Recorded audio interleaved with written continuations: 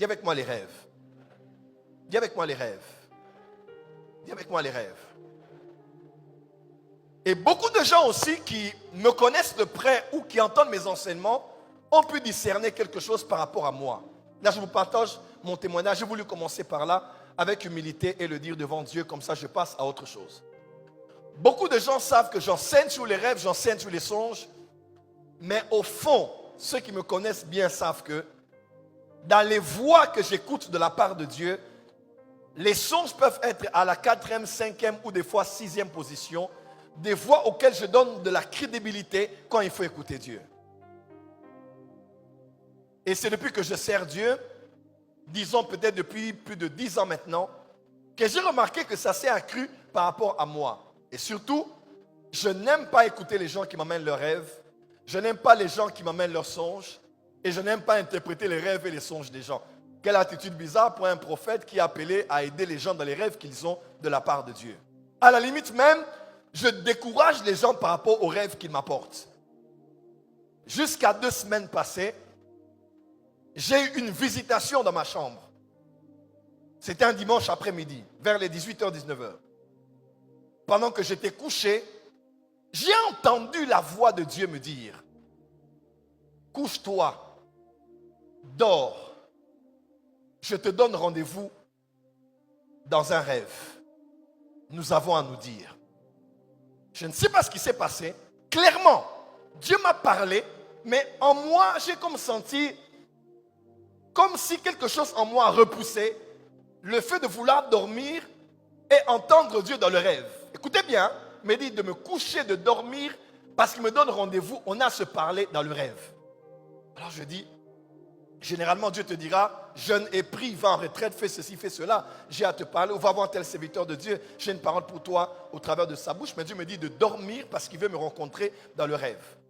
Et quelque chose en moi a bloqué. Je ne sais pas, peut-être que c'est à cause de la lumière de la présence de Dieu que ce côté qui devait me quitter s'était manifesté. Vous allez me comprendre. Et puis, à l'instant même, je me dis, mais c'est comme si en un instant, tout ce que je viens de vous dire est venu à moi.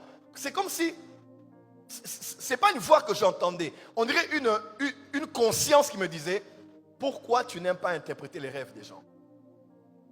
Pourquoi tu es ennuyé quand on te parle des rêves et des visions?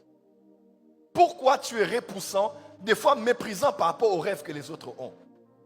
Et à l'instant, comme une conscience spirituelle, je ne sais pas, les hommes spirituels savent, comme une conscience qui me faisait comprendre que il y a quelque chose qui s'est passé qui a occasionné cela.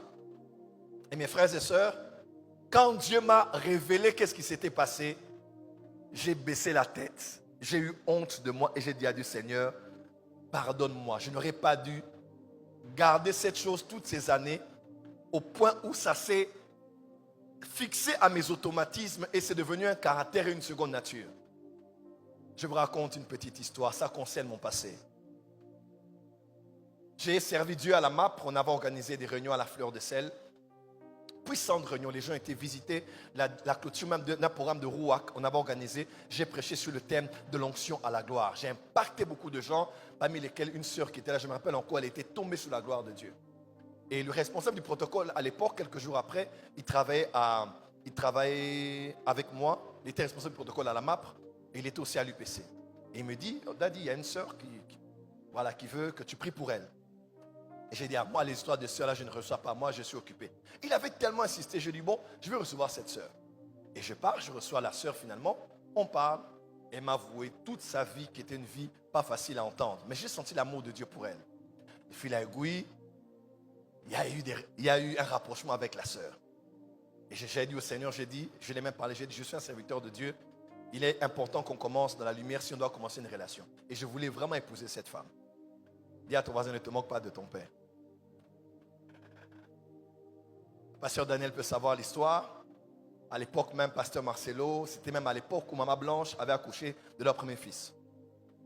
J'avais dit à Dieu, Seigneur, tu m'as appelé à des grandes choses, à un grand ministère.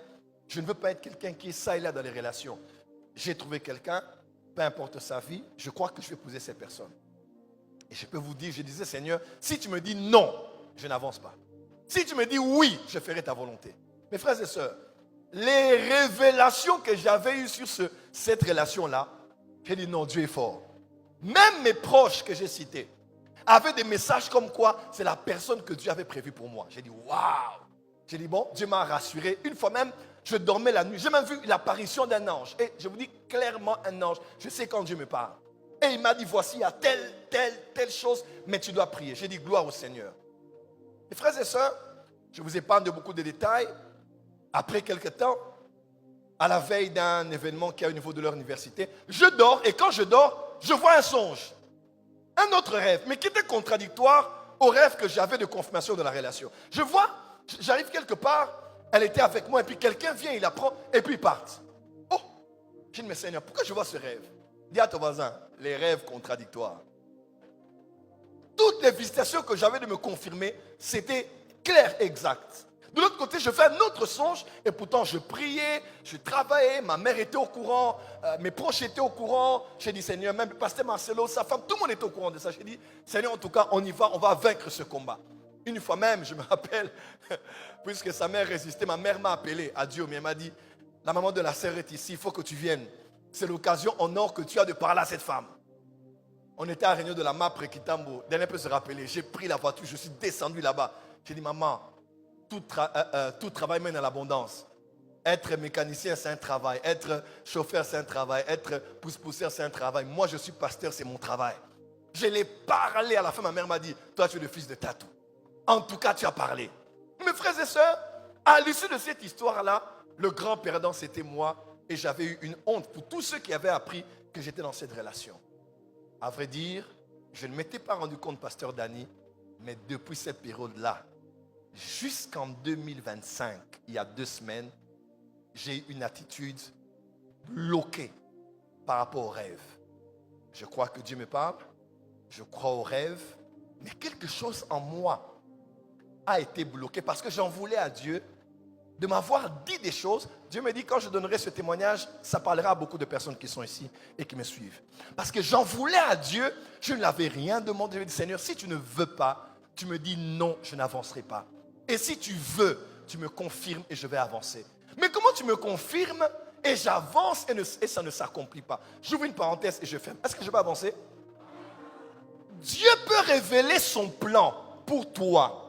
Mais quand ce plan révélé pour toi, dans une prophétie, dans un rêve ou par une autre voie, t'est fait connaître, cette voie de Dieu, ce plan de Dieu t'est fait connaître, si ce plan engage pour se réaliser, toi et une autre personne, laisse-moi te dire, à part la voie que Dieu a, ça ne dépendra pas que du plan. Ça dépendra aussi de l'engagement de chacun d'accepter le plan que Dieu a prévu.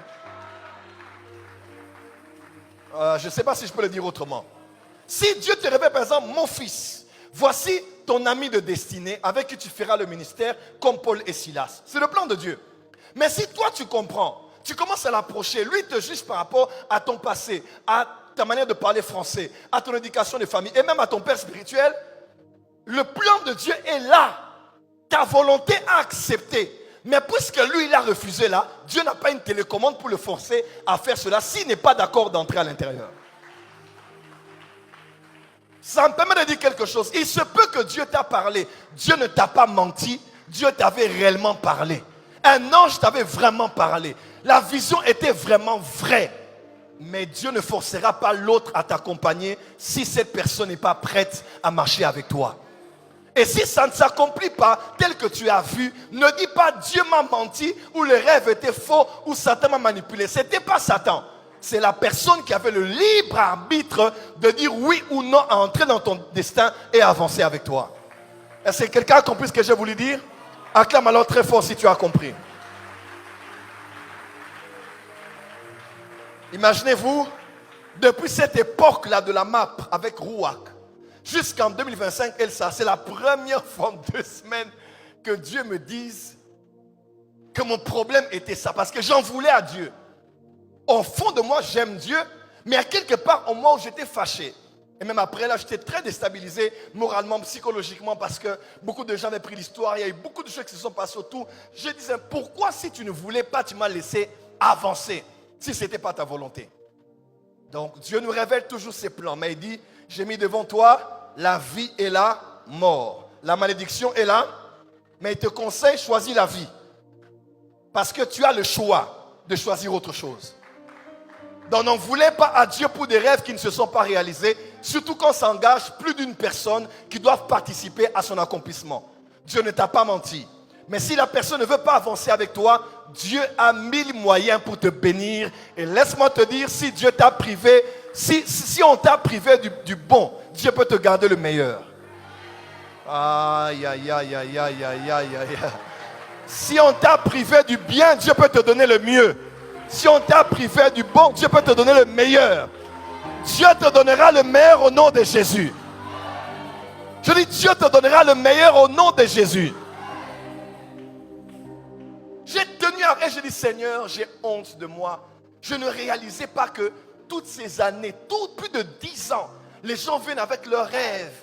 Mais je suis des fois méprisant, des fois je m'ennuie. Ceux qui me connaissent savent que je n'aime pas parce que déjà, je ne suis pas pasteur de cœur pour avoir la patience d'entendre toutes les chats qui deviennent des Range Rover et les Range Rover qui se transforment en matins du village. Je n'ai pas la patience de